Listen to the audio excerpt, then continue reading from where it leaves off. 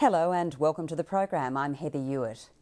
As the North-South Pipeline project enters the final straight, it's hit a hurdle this week, with the opposition parties joining forces to overturn regulations that give the government the right to pump water to Melbourne. The government is guaranteeing 75 billion litres of water for Melbourne, but as another irrigation season begins, farmers' water allocation is zero. Guy Stainer reports.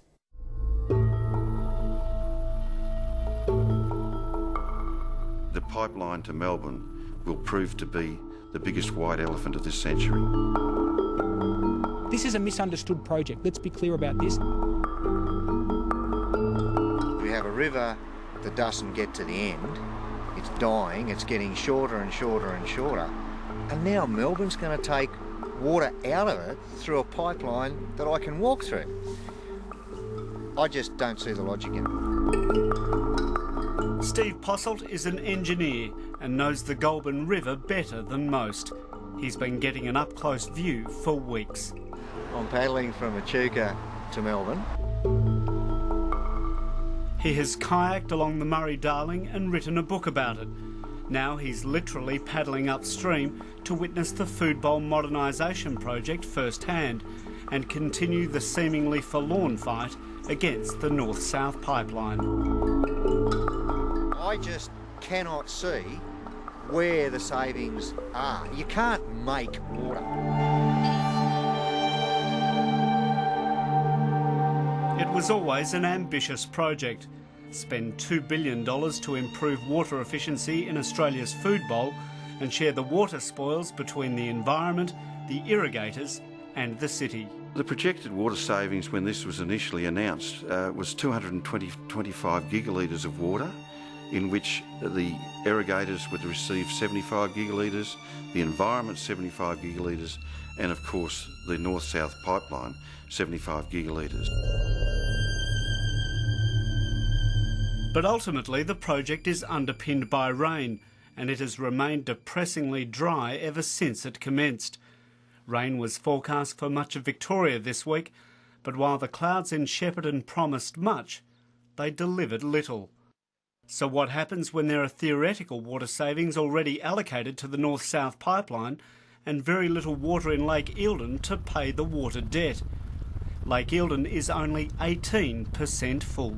If the forthcoming irrigation season is another bad season, then the volume that will be available for all users, including the volume to accrue for Melbourne, will be diminished. While Goulburn Murray water executives are cautious in talking about the pipeline, former board member Ken Patterson is more blunt in his assessment. Unless there's substantial rains in the next 2.5 months that improves the resource availability in Eildon, there will be no water for the pipeline. And if the Premier pushes the button to start that water going to Melbourne when the rural towns and the irrigators are currently on zero allocation, critical human needs, it will send a very bad message to the rural people of Victoria. Still, the government remains adamant the pipeline will deliver its full quota to Melbourne. Are you guaranteeing that the 75 gigalitres will flow next year? Melbourne will get 75 gigalitres of water from the North-South pipeline, and I might say Melbourne needs that water next year. And in an election year, so will the government. They'll be ready to fire up possibly as early as mid-February, and that is when we are going to be screaming for water, won't be able to get it, and Brumby will start the pumps. I wouldn't like to be Brumby, I wouldn't like to be anyone in food bowl when that actually happens. Goulburn Valley irrigators like Gary Godwill are currently sitting on zero water allocation. He says Australians could soon be buying imported pears. It flies in the face of logic because we're big food producers here. You give a megalitre of water to a farmer, he'll turn it into food. But you give a megalitre of water to somebody in the city and they'll send it out to the ocean as sewerage. Can you guarantee the 75 gigs coming out of Lake Eildon when there's virtually no water in Lake Eildon? The water that will be allocated next year is water that is already been saved or already in the system, either through the Eildon Water Quality Reserve or through the other accounts that are available to the government. But those other accounts and how the government makes them add up to the magical 75 gigalitres has been in dispute ever since the project was announced. With water savings from the so-called food bowl modernisation project yet to flow, most of the water that will initially fill the pipeline will be drawn from earlier projects and commitments, or depends on savings that so far only exist on paper. So we've made a provisional estimate of what those savings are. That estimate will be audited, and there is a process being worked through now where those auditors are being appointed, and that volume will be announced publicly by October. So why can't you say roughly what those savings are now? Look, I'm not prepared to say that because I want that announcement to be made after the audit is completed. Let's give the system an opportunity to run and for us a chance to see what savings have been achieved. While neither the Minister nor water authorities will say how much water is expected to be saved in the coming season, any savings depend on rain in what most predict will be another dry year. They can't tell you because, tragically, the figures are not coming up to their expectations. The savings aren't there.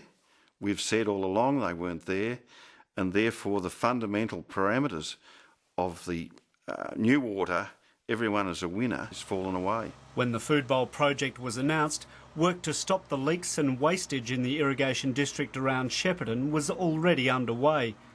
The government plans to put savings from that work into its pipeline. The opposition says it's water that was previously promised to restore environmental flows in the Murray and Snowy rivers. Remember that promise?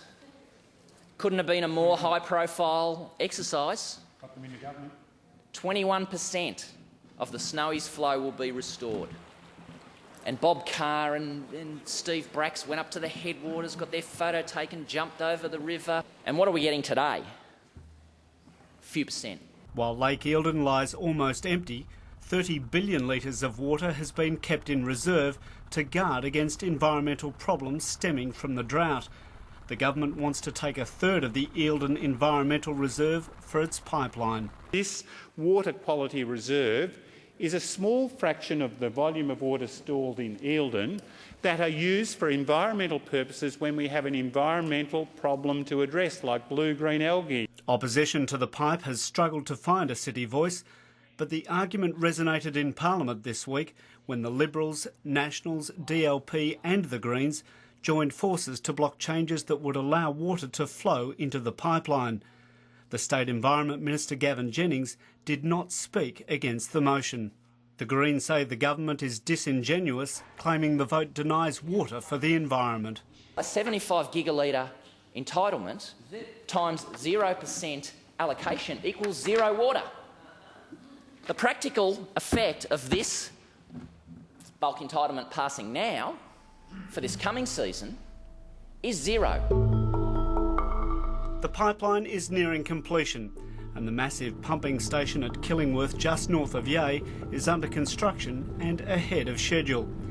Opponents say the great irony of the project is that if Lake Eildon ever has enough water to justify sending 75 gigalitres a year to Melbourne, the odds are Melbourne's reservoirs won't need topping up.